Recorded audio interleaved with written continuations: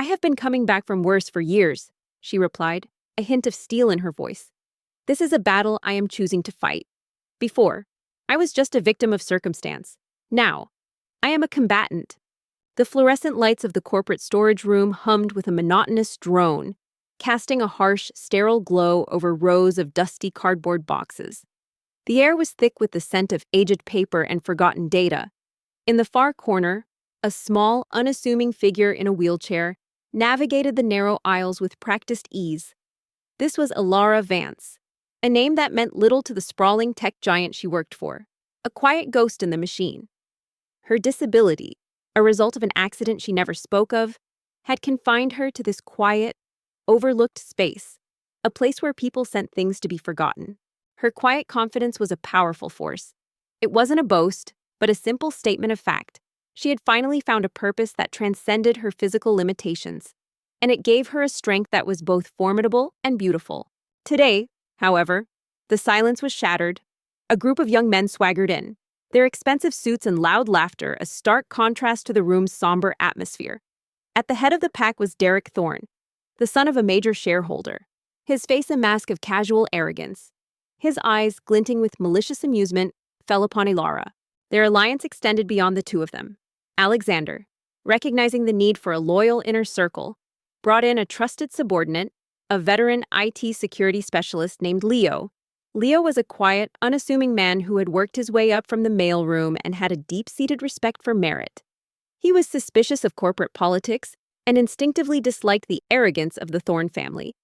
Alexander briefed him in a secure, shielded room, laying out the general outline of the plan without revealing the full extent of the operation. Well,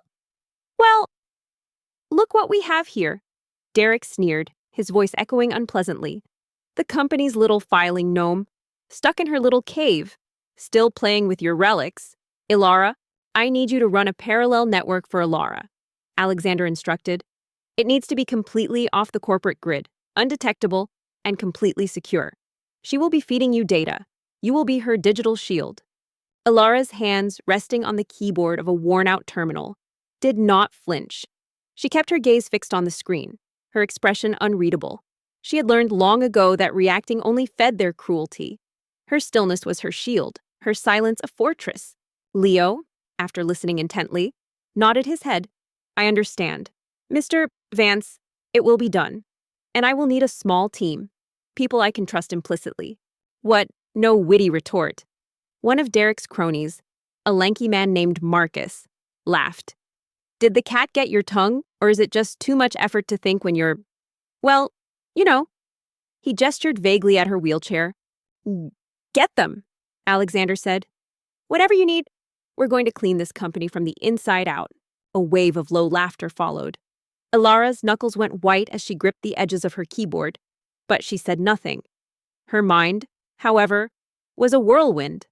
Beneath the quiet facade, a razor-sharp intellect was at work, sorting through terabytes of corporate data, identifying patterns, and drawing conclusions that would make the company's top analysts green with envy. These men, with their inherited privilege and loud bluster, saw only the broken body. They were blind to the formidable mind it housed. Ilara's genius was now amplified by Alexander's resources.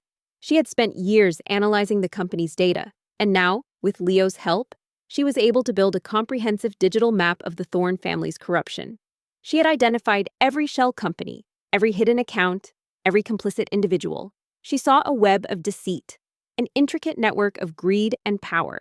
She saw how they used their influence to secure contracts for their cronies, how they inflated project costs, and how they siphoned the excess funds into their own pockets. Derek, bored with her lack of reaction, kicked a box of obsolete servers, sending a cascade of papers and old files scattering across the floor. He leaned against a shelf, a smirk playing on his lips. You know, my father says this whole department is a waste of space. He's right. A waste of space and a waste of money. The details were staggering. They had embezzled millions, all under the guise of legitimate business. They were not just corrupt, they were brazen, believing their position made them untouchable. This hubris was their greatest weakness, a fatal flaw that Ilara was determined to exploit. The papers fluttered around Ilara's chair, a thick, vintage report with the company's original logo landed on her lap. As she calmly picked it up, a deep, resonant voice cut through the air, sharp and commanding.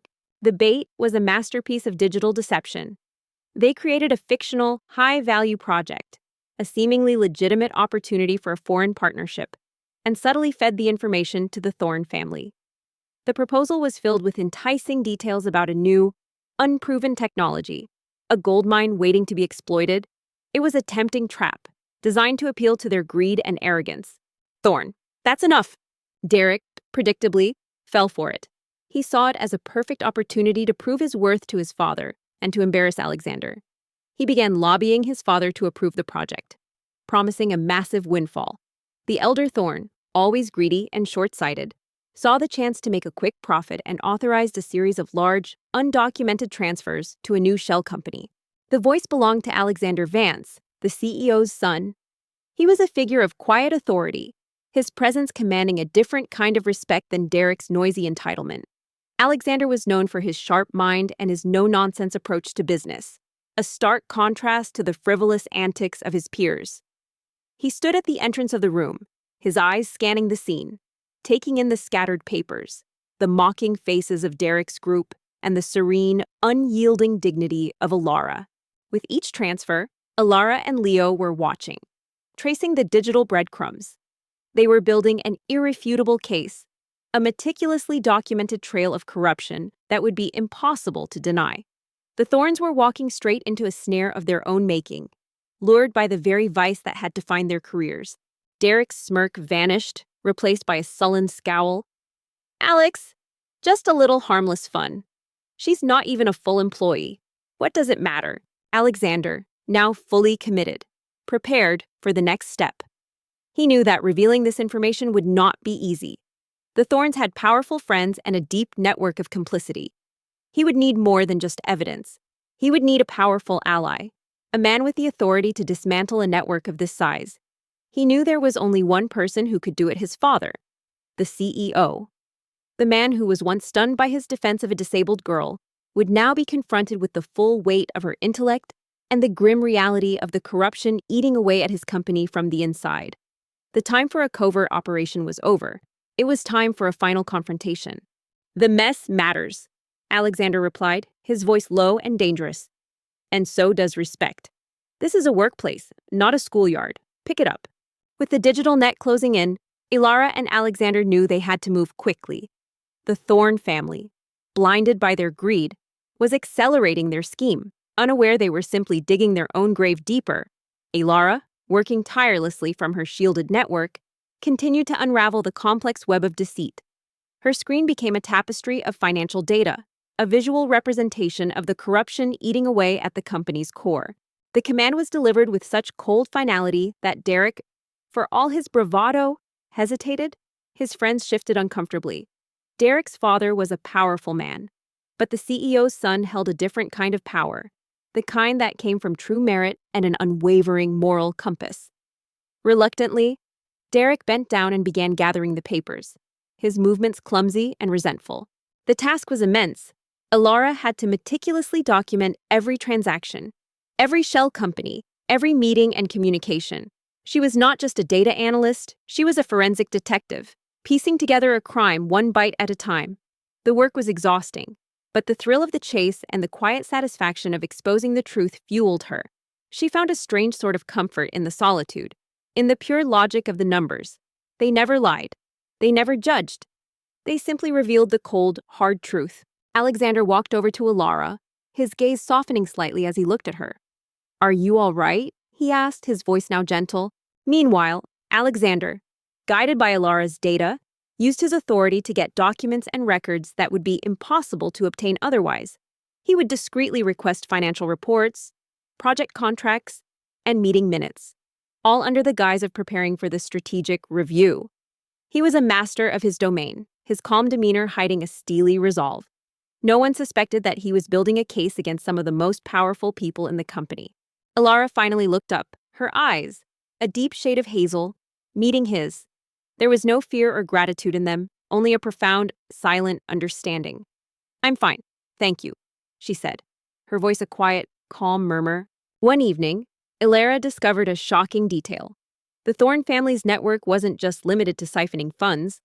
They had been intentionally sabotaging the company's new ventures, creating a feedback loop of failure and embezzlement. They would propose a project, inflate the costs, and then ensure it failed, all while pocketing the money. This was not just a case of greed, it was an act of corporate treason. They were willing to burn down the house just to steal the furniture. The revelation sent a shiver down Ilara's spine. It was a new level of depravity. He noticed the old report still in her hands. What's that? The climax of their covert operation came when Ilara and Leo, working together, intercepted a coded message from Derek to one of his key accomplices. The message, meticulously decoded by Ilara, detailed the final phase of their scheme, a massive, final transfer of funds and an escape plan. They intended to flee the country after a final, fatal blow to the company. The urgency was now palpable. They had to act immediately. A financial report from 1998, she replied. It was filed incorrectly. I was cross-referencing it with the original acquisition data to correct a discrepancy in our legacy system. Alexander, holding the decrypted message, felt a surge of cold fury. This was no longer just about justice. It was a race against time. He knew he had to get his father involved now. The evidence was overwhelming, but to act on it, to dismantle the Thorne network, required the CEO's ultimate authority. Alexander's eyebrows shot up in surprise. He knew enough about the company's archaic legacy systems to understand the complexity of her task, a task that no one else had bothered to do, or even knew needed to be done. He had heard the whispers about the girl in the archives, but no one had ever mentioned the depth of her work. He watched as she swiftly resorted the files Derek had scattered. Her movements efficient and precise despite her seated position. He requested a private meeting with his father, Jonathan Vance. Jonathan, a shrewd businessman, could sense the urgency in his son's voice. He knew Alexander would not have disturbed him for anything less than a matter of grave importance. They met in the CEO's private study at their family estate, a room filled with leather-bound books and the scent of aged whiskey. As Derek and his group left, humbled and seething with anger, Alexander remained. He leaned against a filing cabinet, observing Ilara as she calmly worked. He had come to the archives seeking a historical document for a strategic review meeting, a task that had seemed simple enough. But now, he was faced with a puzzle more intriguing than any corporate document. A girl who was a ghost to the company, but a genius to the data, a fragile body with a mind of steel. He realized that this seemingly minor incident was not a random act of kindness on his part, but the beginning of an investigation not into a crime, but into a remarkable mind hidden in plain sight. Father, the situation is more critical than I thought, Alexander began, his voice low and serious. Ilara has uncovered a web of corruption. It goes far beyond what we imagined. They are not just embezzling funds, they are actively sabotaging the company, and they are planning to leave the country in a matter of days. She was more than a poor, disabled girl being bullied. She was an unignorable anomaly, a variable in the company's equation he had never accounted for, and a mystery he was now compelled to solve. The CEO, his father, was indeed stunned, but only because the son had rushed out to protect her. An act so out of character it made the CEO wonder about the girl himself. He then handed his father the flash drive Ilara had given him. It's all in here. Every transaction, every shell company, every piece of evidence. This is the case against the Thorne family. Ilara built it, from the ground up. The incident in the archives spread like wildfire through the corporate grapevine. Derek Thorne, humiliated and furious, spun a tale of Ilara being ungrateful and Alexander being a meddling do-gooder. He painted Ilara as a difficult, defiant employee who had provoked the entire situation, while framing his own aggression as a well-meaning attempt to organize the chaotic archives. His father, a man with a booming voice and an even more formidable ego, backed him, using his influence to pressure others into siding with them. The Thorne family name was synonymous with power, and many in the company, from junior analysts to senior managers, chose to believe their version of events rather than risk their careers. Jonathan Vance took the drive, his expression unreadable. He had spent his life building this company, and the thought that some of his closest colleagues were actively trying to destroy it filled him with a cold dread. He plugged the drive into a secure laptop and began to go through the data. He saw the meticulously organized files, the charts and graphs, the irrefutable evidence. He saw the genius of the mind that had created this masterpiece of logic and truth. Alexander, however, saw through the charade. He had witnessed Ilara's unyielding stillness, her refusal to be provoked. He saw the genuine, focused intellect in her eyes when she spoke of the financial report. It was the antithesis of the bluster and empty ambition he saw in Derek and his ilk. It was this stillness, this quiet strength, that intrigued him. He wasn't interested in the gossip. He was interested in the truth. He began his own discreet investigation into Ilara, not to find dirt, but to understand her. He pulled up her employee file. It was sparse, almost anonymous. It mentioned the accident that had left her with a permanent injury and assigned her to the archives, a quiet way to keep a liability out of sight. As he went deeper, his face became a mask of profound shock and controlled anger. The CEO, a man who had seen everything in his decades in the business, was utterly stunned. He was stunned by the audacity of the Thorne family's betrayal. He was stunned by the depth of their greed and malice. But most of all, he was stunned by the quiet, brilliant girl who had seen what no one else could, the girl his son had protected without hesitation. He had been a businessman his entire life, and he knew a valuable asset when he saw one. He had dismissed her as a liability, but she was a hero. He then delved into the company's internal network, using his access as the CEO's son. He didn't seek out her personal files, but rather her digital footprint within the company's systems. He was astonished by what he found. Ilara wasn't just a quiet archivist. She was a digital phantom, a ghost in the machine. She had been quietly performing a comprehensive, unsanctioned audit of the company's legacy data systems. She had identified critical vulnerabilities, cross-referenced seemingly unrelated datasets, and even optimized several archaic, slow-running protocols, all without formal instruction or even a proper title. Her brilliance was not loud and flamboyant like Derek's empty displays. It was silent, meticulous, and devastatingly effective. Jonathan Vance looked up from the screen, his eyes meeting his son's. There was no need for words. Alexander knew his father was convinced. The decision had been made. The CEO had been a spectator in the beginning. But now, he was a key player. He was not just a man in a position of power. He was a father whose son had shown him a truth he had failed to see, and a leader who was about to defend his company with a decisive, final move. Alexander also discovered that the financial report she was holding in the archives was connected to a series of offshore investments made by the company nearly 3 decades ago. The data was so old and convoluted that most analysts wouldn't touch it. Yet, Ilara had not only tackled it, but had begun to untangle a discrepancy that could amount to millions of dollars in potential losses, or, conversely, hidden assets. Her mind operated on a different plane, seeing patterns where others saw only chaos. The atmosphere in the boardroom was electric, a silent tension hanging in the air like a thick fog. The glass table, polished to a high sheen, reflected the grim faces of the board members.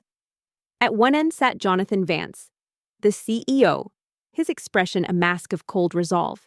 At the other, the Thorne family, the elder Thorne, his face a picture of arrogance and entitlement, and his son, Derek, looking smug and confident. They believed this meeting was a formality, a routine session where they would once again assert their dominance and mock Alexander. They were blissfully unaware that they were walking into a trap set by a girl they had underestimated and a son they had dismissed. The contrast between her and Derek was striking. Derek's ambition was a superficial performance, a desire for power without the will to earn it. His father, an equally arrogant and self-serving man, was teaching him the worst kind of business, the politics of backstabbing and manipulation. Ilara, on the other hand, was driven by a quiet internal fire. She was obsessed with order, with logic, with finding the truth hidden in the digital noise. Her work was a testament to her profound intelligence and moral clarity. She did not seek recognition, only to do the work with integrity. Jonathan began the meeting with an air of profound seriousness. Gentlemen, we have convened this emergency meeting to discuss a matter of grave importance to this company's integrity and future. It concerns the integrity of our financial operations and our core values. This realization solidified Alexander's resolve. He wasn't just defending her from a bully, he was defending a vital asset, a resource that the company was criminally underutilizing. He saw a strategic opportunity, a way to not only help Ilara, but also to shake up the company's entrenched, complacent power structure. His father, the CEO, had always preached meritocracy, but he had also allowed the corporate landscape to become bogged down by politics and nepotism. This was his chance to prove that true talent, no matter where it was found, was more valuable than a powerful name. The elder Thorne scoffed. "Jonathan, this is all a ridiculous waste of time. My son and I have proven our dedication to this company time and again. Are we really here to discuss some petty rumor started by an overzealous junior employee?" His words were laced with thinly veiled contempt, a jab at both Alexander and Ilara. He made a decision. He would bring her out of the shadows. The next day, he walked directly into his father's office, a determined look on his face. The CEO, a shrewd and powerful man named Jonathan Vance, looked up from his desk, a slight frown on his face. Alexander, seated next to his father, remained impassive. He knew this was their last chance to get them to confess, or at the very least, reveal their network. He simply nodded at his father, a silent cue. "I heard about the little incident yesterday. Alexander, you should be more careful about who you defend. Derek's father is a difficult man to deal with," Jonathan said, a hint of concern in his voice. "This is not about rumors." "Thorne," Jonathan said, his voice dropping to a low, dangerous tone, "this is about evidence. I'm not here to discuss Derek, father. I'm here to discuss Ilara Vance. I want her to be assigned to the Project Chimera Strategic Review Team," Alexander stated, his voice firm. At that moment, the door to the boardroom opened, and a young woman in a wheelchair, her expression calm and centered, wheeled herself in. It was Ilara Vance. Her presence alone was enough to stun the room. The board members, who had only heard whispers of her, stared in a mixture of disbelief and shock. Jonathan's eyes widened in genuine surprise. Project Chimera was a highly sensitive, high-stakes initiative. It was a multi-billion-dollar project to acquire a rival company and required the top minds in the corporation. It was the last place anyone would put a low-level, disabled archivist. Derek Thorne's face went white with fury. "What is this, a joke? Why is she here? She's not a board member," he snarled, half rising from his chair. "Alexander, have you lost your mind? That project is confidential. It requires the best of the best, not a filing clerk from the archives," the CEO said, his disbelief palpable. "She's here because she uncovered your crimes, Derek," Alexander stated, his voice ringing with authority. "She's here as an expert witness, a crucial part of my father's internal investigation." "Father, she is the best," Alexander countered, his voice unwavering. He then proceeded to lay out the evidence of Ilara's quiet work, the data analyses, the system optimizations, and her discovery of the financial discrepancy. He explained her intellect and her incredible ability to see patterns where others saw none. He spoke of her with a respect that Jonathan had rarely heard him use for anyone in the company. Jonathan nodded, a flicker of pride in his eyes as he looked at Ilara. He saw not just a brilliant mind but also a warrior who had stood against insurmountable odds. "Ilara, please proceed." Jonathan listened in stunned silence. He had always been proud of his son's intellect, but this was something else. He saw not just a defense of a vulnerable employee, but a strategic move, a deep insight into human capital. He was still the CEO, a man who saw the world in terms of profits and losses, but he was also a father who knew his son's judgment was sound. He was still surprised by the depth of Alexander's conviction, but it made him consider the possibility that this girl was truly something special, a hidden gem. Ilara, with a quiet confidence that belied her unassuming presence, rolled her chair up to the main console. She connected her small tablet, and a flood of data filled the large screen. The Thorne family's faces, which were once full of confidence, began to crumble into a look of fear and confusion. The CEO had been stunned by Alexander's sudden defense of the young girl, an act so uncharacteristic of his son's measured and pragmatic nature. Now, he was stunned again, but this time by the potential of the very girl his son had protected. He leaned back in his chair, a new expression of curiosity on his face. "Gentlemen, and Mr. Thorne," Ilara began, her voice calm and clear, "my analysis of the company's financial data has revealed a pattern of systematic fraud and embezzlement. Over the last 5 years, A network of shell corporations, all linked to the Thorne family, has siphoned over $200 million from company accounts through a series of inflated contracts and fabricated projects. The corporate air, once stale and predictable, now crackled with a new, subtle energy. Ilara Vance was no longer a ghost. She was a variable, and a deeply unsettling one to those who thrived on the status quo. Her transfer from the musty archives to the sleek, glass-walled conference room of the strategic review team was a subject of intense speculation. The very name of the initiative, Project Chimera, felt eerily appropriate for a team that now included a quiet, disabled girl from the basement. She clicked a few buttons, and a complex flowchart of financial transactions appeared on the screen. A visual map of the Thorne family's corruption. Every transfer, every shell company, every offshore account was meticulously documented and cross-referenced. She had left no room for doubt. From the moment she rolled into the room, Ilara was met with a wall of thinly veiled hostility and condescension. The team, a collection of the company's best and brightest analysts and strategists, saw her as an absurdity, an offensive joke perpetrated by Alexander Vance. They were men and women with impressive degrees and even more impressive egos. And they saw a wheelchair, not a mind. The elder Thorne, his face now ashen, tried to interrupt. "This is a baseless attack. It's a fabrication. You're trying to ruin my family's name." "So, Ilara, what exactly is your function here?" a senior analyst named Mr. Hansen asked, his tone dripping with patronizing politeness. "Are you here to organize our notes?" A few of his colleagues snickered. "With all due respect, Mr. Thorne," Ilara responded without a flicker of emotion. "The data is irrefutable. I have traced every transaction, every fund transfer, and every fraudulent invoice. The evidence is not just digital. I have also provided the physical documentation, which your cronies, who have confessed, have helped us to find." Ilara's gaze remained calm. She ignored the jibe and instead pointed her fingers towards the large projector screen.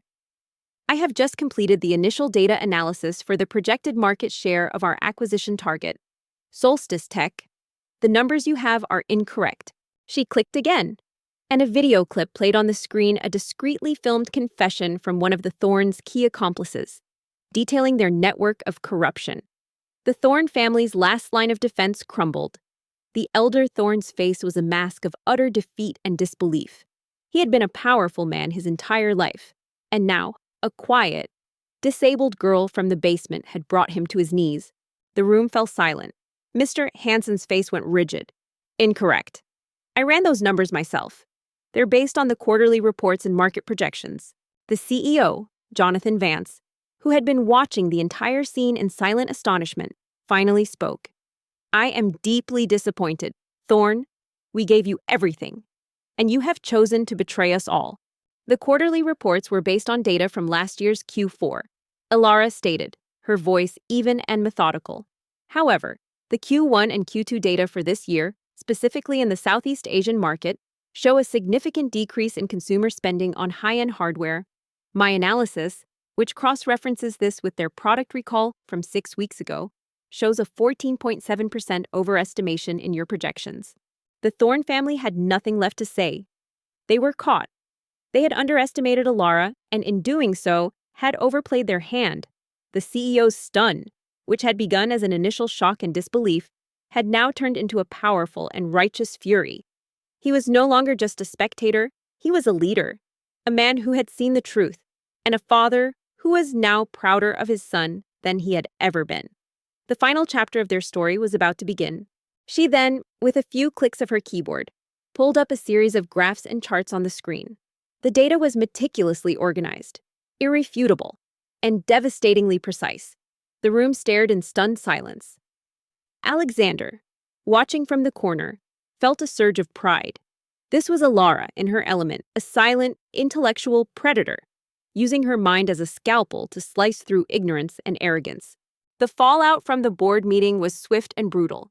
Jonathan Vance, his authority now absolute and backed by irrefutable evidence, moved with the decisive force of a CEO protecting his life's work. The Thorne family, once untouchable, was now a liability. They were immediately removed from their positions. Their assets within the company were frozen, and a full-scale legal investigation was launched. With the evidence Ilara had painstakingly compiled serving as the foundation of the case, Mr. Hansen, flustered and embarrassed, tried to counter. But Ilara anticipated every one of his arguments, calmly citing sources and data points he hadn't even considered. It was a one-sided intellectual skirmish, and Ilara won it without raising her voice. Her poise under pressure was a testament to her profound inner strength, a quality forged in the fires of adversity. The elder Thorne's face, once a mask of arrogance, was now a portrait of utter defeat. The realization that his entire legacy was being dismantled by a woman he had dismissed as a filing gnome was a humiliation worse than any jail sentence. Derek, stripped of his privilege and power, stood beside his father, a hollow shell of the man who had once swaggered through the corporate halls. Their network of accomplices, now exposed, scattered like rats, some turning themselves in, others attempting to flee, only to find their paths blocked by the company's security and legal teams. The team's hostility turned into a cold, resentful respect. They had to admit, albeit begrudgingly, that her analysis was flawless. However, the whispers and resentment intensified. They saw her not as a colleague but as a threat, a silent genius who made their own expertise seem paltry. The corporate world, which had once whispered about Ilara, was now abuzz with a new kind of talk. The disabled girl from the archives was no longer a joke or a subject of pity. She was a hero, a legend in her own right. The story of her quiet brilliance and unwavering courage spread far beyond the company walls, becoming a testament to the power of intellect and integrity. Ilara's life in the company became an isolated existence. She worked from a quiet corner, her presence largely ignored by her colleagues unless they needed a specific piece of data, which they would request with a detached, clinical tone. Yet, she thrived. The data was her language, her logic, her companion. She was no longer just correcting archives, she was analyzing financial structures, predicting market trends, and identifying critical risks. Her mind was a fortress of solitude and intellectual power, unbothered by the social dynamics around her. Jonathan Vance, a man who had once been stunned by his son's simple act of kindness, was now completely in awe of the woman who had saved his company. He called Ilara to his office, not to reprimand her, but to thank her. He looked at her with a newfound respect, a profound admiration. However, the opposition was not merely passive. Derek Thorne, fueled by a desire for revenge and the fear of being exposed, began a covert campaign. He used his father's influence to spread rumors, suggesting that Ilara was a corporate spy, a mole planted by a rival firm, and that Alexander was foolishly falling for her. The narrative was simple but effective: an innocent, powerful man being manipulated by a cunning, disabled woman. The irony was lost on no one but them. "Ilara," he said, his voice sincere and full of gratitude, "I want to apologize. I should have seen your potential sooner. You have done something for this company that no one else could. You saved us from ourselves." He also started interfering with her access. One morning, Ilara found her network permissions revoked for several key databases. Another time, a crucial file she had been working on was corrupted. She knew this was no accident. It was a clear, unambiguous escalation of hostilities, a low-level sabotage meant to frustrate and undermine her. Ilara, sitting in her wheelchair across from the powerful CEO, simply nodded. She wasn't looking for praise or recognition. She had done what she felt was right. The data was there, Mr. Vance. It just needed someone to look at it without prejudice. Alexander, who was monitoring her progress, noticed the sudden roadblocks. He was furious. This wasn't just corporate politics. It was a personal attack. He knew Derek and his father were behind it. They were not only attacking Ilara, but also disrespecting his father's decision to bring her onto the project. Alexander was still protecting Ilara from direct conflict, but he knew this could not continue. He decided it was time to move from a position of defense to a position of offense. Jonathan's eyes shone with a clear understanding. He saw the truth in her words. She was not driven by ego or ambition, but by a pure, unadulterated love for logic and order. He knew what he had to do. He walked over to Ilara's desk. Her fingers were flying across a spare tablet, working on the corrupted file, her brow furrowed in concentration. She looked up as he approached, a hint of tired resignation in her eyes. "We need you, Ilara." "I need you," he said, his voice firm. Project Chimera is far too important to be led by anyone else. I want you to be the head of the newly formed Data Integrity and Risk Assessment Division. You will have full authority, a team of your own choosing, and a direct line to me. They're trying to block you, he said simply. Ilara's expression, usually so calm, showed a flicker of surprise. This was an offer that would change her life, a position of power and influence that no one had ever imagined for her. It was a complete reversal of her fortune, a triumphant victory over the prejudice and low expectations that had defined her existence. I am aware, she replied, her voice as calm as a placid lake. The data is backed up. They can only delay, not stop. The work. I accept, she said, her voice a quiet murmur that held all the strength of 100 armies. Her resilience was breathtaking. Alexander's respect for her grew exponentially. We're past that, he said, his voice hard. This isn't about the data anymore. It's about them. They're making it a war. And we are going to fight back. Her promotion was announced to the entire company. The initial shock was quickly replaced by a wave of admiration and respect.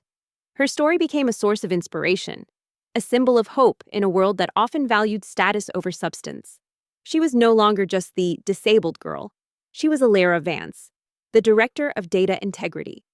She had not only survived the storm, but had emerged as its master. Her quiet resilience and brilliant mind her only weapons. Ilara's eyes, so often calm, held a flicker of something new, a spark of understanding, a quiet acknowledgement of the battle to come. She had been fighting her own silent battles her entire life. Now, she had an unlikely ally, a formidable son of a CEO who was ready to wage a war to defend not just her, but the very principles of fairness and meritocracy. The line had been drawn, and the game had just begun. And Alexander, watching from the sidelines, felt an overwhelming sense of vindication and profound respect. He had seen her strength from the beginning, but now, the entire world saw it too. He had not just protected her, he had helped her unleash her true potential. Their partnership, forged in the fires of conflict, had a purpose that went far beyond the corporate world. It was a partnership of equals, of two people who saw the world not as it was, but as it could be. The quiet sabotage against Ilara was a deliberate act of war, a calculated move by the Thorne family to remind everyone of their position and power. Derek, emboldened by his father's unwavering support, saw it as a game, a way to test the limits of his authority and to humiliate Alexander. He instructed his cronies to escalate their attacks, not just on Ilara's work, but on her reputation. They started spreading malicious, unfounded rumors about her past, whispering that her disability was a result of a personal failure, a lie meant to tarnish her quiet dignity and distract from her undeniable brilliance. Ilara Vance's rise was not just a promotion, it was a revolution. Her new office, a sprawling space with panoramic views of the city's skyline, was a testament to her victory. Yet, she remained unchanged. She was the same Ilara, focused and methodical, her mind operating on a level far beyond her colleagues. Her team, handpicked by her and Alexander, was a diverse group of individuals who valued logic and data over corporate politics. They were the new guard, a force for good in a company that was slowly shedding its old, corrupt skin. The campaign was vicious and insidious. It played on the prejudices already held by many in the corporation. The whispers followed Ilara wherever she went, creating an invisible wall of suspicion and scorn around her. Her colleagues on Project Chimera, already resentful of her intellectual superiority, now had a new reason to avoid her. She became a pariah, a lone figure in a corporate world that ran on social alliances and networking. Her first major project as the director of data integrity was a full-scale forensic audit of the entire corporation. No department was exempt, no manager was safe.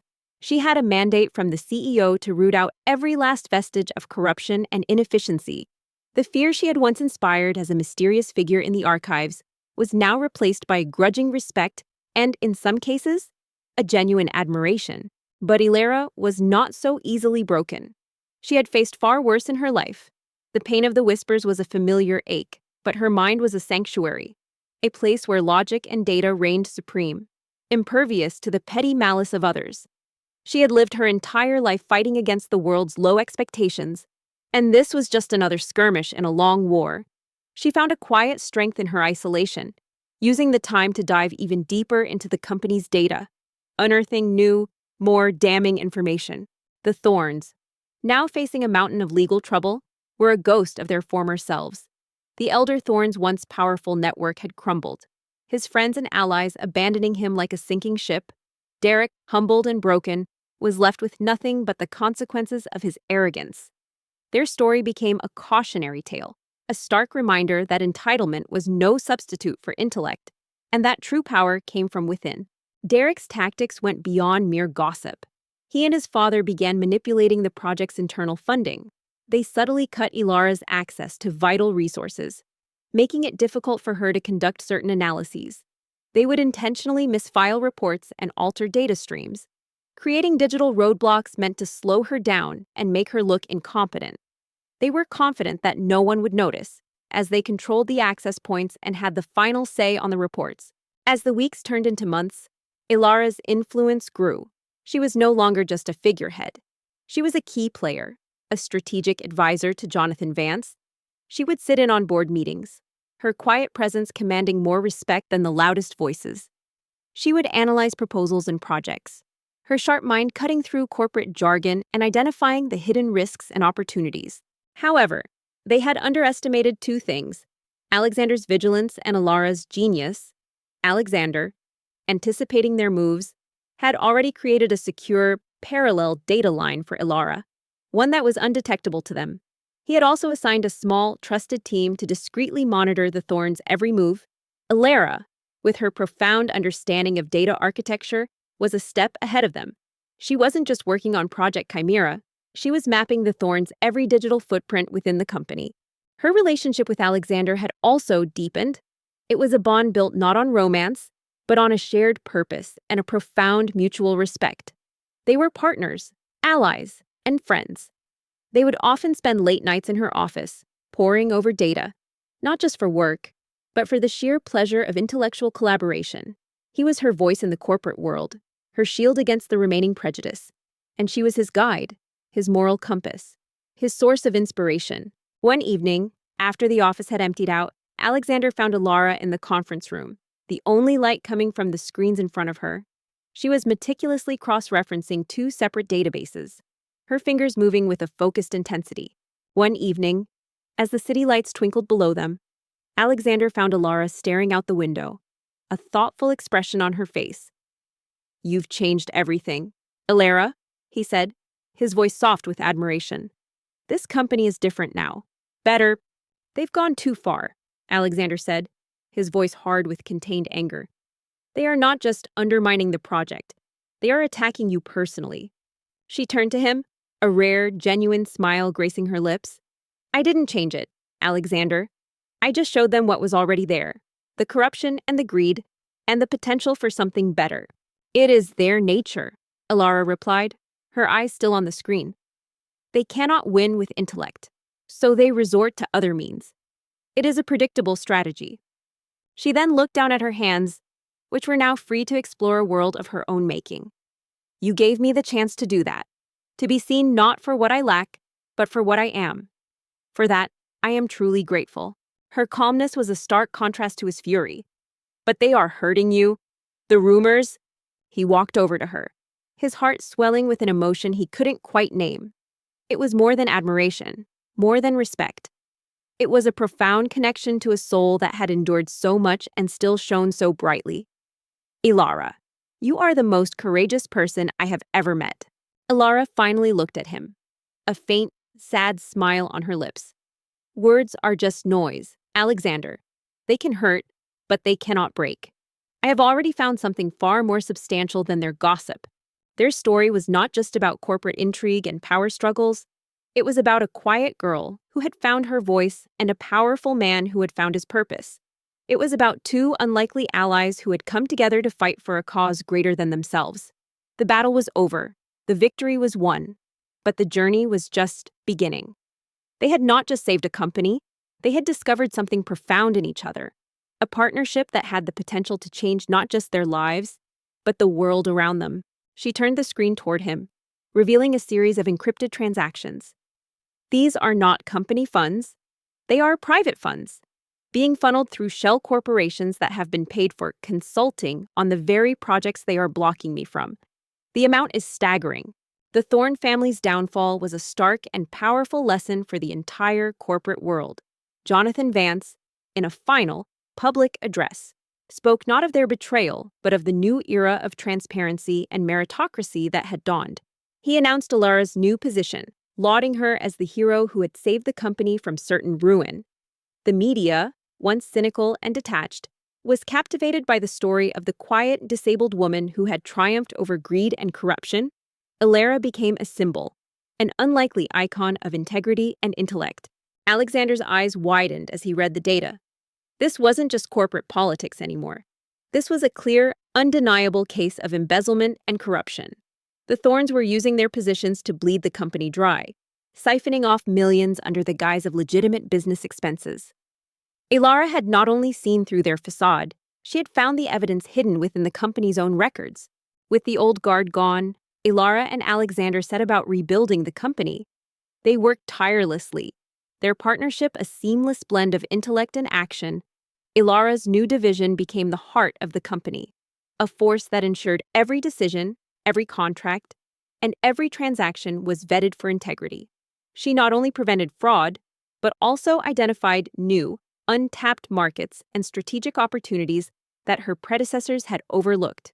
Her mind, once confined to a dusty archive, was now shaping the future of a global corporation. "This is it," Alexander breathed, a look of grim determination on his face. This is the smoking gun. Their relationship, once a professional alliance, had evolved into something deeper and more profound. It was a bond built on shared struggles, mutual respect, and a quiet, undeniable affection. Alexander had not just seen her brilliance, he had seen her soul, her courage, and her profound humanity. Ilara had not just seen his power, she had seen his heart, his unwavering sense of justice, and his deep capacity for empathy. Their late-night conversations in her office were no longer just about data and corporate strategy. They were about life, about dreams, about the future. "It is," she confirmed, "but it is not enough. They will claim it is a mistake, a clerical error. We need more." One night, after a particularly long and successful day, they stood at the large window of her office, looking out at the glittering cityscape. The sky was a vast canvas of stars, and the city below was a sprawling tapestry of light. She explained her plan, a strategic masterpiece of data forensics and counterintelligence. They would use the information she had gathered to lure the Thornes into a trap. They would create a mock project proposal that appeared to be a lucrative opportunity for them to siphon more funds, baiting them into a larger, more traceable transaction. The goal was to force them to reveal their entire network of corruption, from the top shareholders down to the complicit junior managers. "It feels like a different world," Alexander said, his voice a low, thoughtful murmur. Alexander listened, his respect for her reaching a new level. She was a brilliant tactician, a chess master of the corporate world. He was in awe of her ability to turn their attacks into a strategic advantage. It was a high-stakes gamble, but with her mind and his resources, they stood a chance. The war was no longer just about Ilara's dignity or a project. It was about the very soul of the company. It was a fight against corruption, greed, and the arrogance of power. "It is," Ilara replied, her voice soft. "We helped make it different." The clandestine operation to expose the Thorne family began with the most unlikely of alliances. Ilara, the cerebral strategist confined to a wheelchair, and Alexander, the powerful heir with an unwavering moral code, were the perfect storm. Their dynamic was one of profound mutual respect, built on a shared understanding of integrity and a keen desire for justice. They did not need to speak much. A glance or a subtle gesture was often enough to convey complex plans. They were two halves of a whole, one providing the raw intellect and the other the institutional power to wield it. She then turned to him. Her eyes, usually so focused on the world of numbers and logic, were now full of a quiet warmth. "Thank you, Alexander, for seeing me, for defending me. You didn't just save my job. You gave me back my life." Their first step was to formalize their partnership, not with a contract, but with a shared purpose. They met in the dead of night, not at a restaurant or a bar, but in the desolate corporate parking garage, a neutral ground where their actions could not be observed. The air was cool and thick with the scent of rain, and the fluorescent lights hummed with a low, private glow. He gently reached out and took her hand, his touch a gesture of profound respect and affection. Ilara, you didn't need me to give you anything. You had it all inside you. I was just there to help you unlock the door. The real hero of this story has always been you. I have the plan ready, Ilara said, her voice a calm whisper against the cavernous silence. She held a small, unbranded flash drive. It's all in here, a detailed flowchart of their network, a timeline of their transactions, and the blueprint for the bait. Their story was a testament to the fact that true power lies not in position or privilege, but in character. It was a story of a young woman who was defined not by her disability, but by her fierce intellect and quiet courage. It was a story of a powerful man who chose to stand with the underdog, not for personal gain, but for the sake of justice. They had not just changed a company, they had changed each other. Their journey, which began in a dusty corporate archive, had led them to a new dawn, a new beginning. Together, Alexander took the drive, his fingers brushing hers for a brief, electric moment. This is a serious move, Ilara. There's no turning back. They will come for us with everything they have,